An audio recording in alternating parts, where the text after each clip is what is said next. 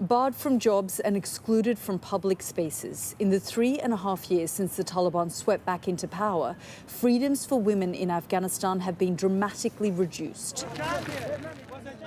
Restrictions the International Criminal Court says are not just discriminatory, but criminal, issuing arrest warrants for two of the organisation's most senior figures. It's the systemic, we say, organised, deliberate, malicious suffocation of women, the targeting of girls and women, the denial of their rights to education, access to any public spaces, their inability to go to beauty salons, their inability to walk in the park, their inability really to have hope. I don't think the Taliban would recognise the court and therefore would probably ignore this arrest warrant that you're seeking.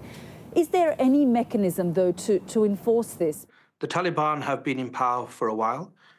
As a matter of international law, they have not withdrawn from the Rome Statute. They have international law obligations. The issue of enforcement is another matter. The issue of enforcement has dogged the court. Last year, Mr. Khan accused Israeli Prime Minister Benjamin Netanyahu and former Defence Minister Yoav Gallant of crimes.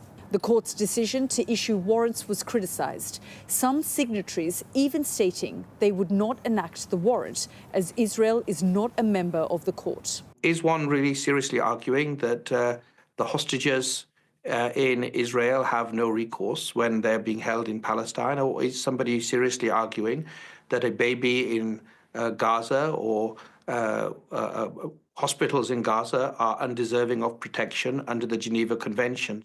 Mr. Khan has faced personal criticism. Allegations of sexual misconduct against him surfaced last year. There are some who believe that perhaps you should be stepping down from your position because this investigation is a distraction to all of the things that you've discussed with me today and the work of the court. Well, I called for the investigation, in fact, and I'm not able to comment further. I've given statements in relation to that. But it's added criticism for a court that can only be effective when it's seen as legitimate.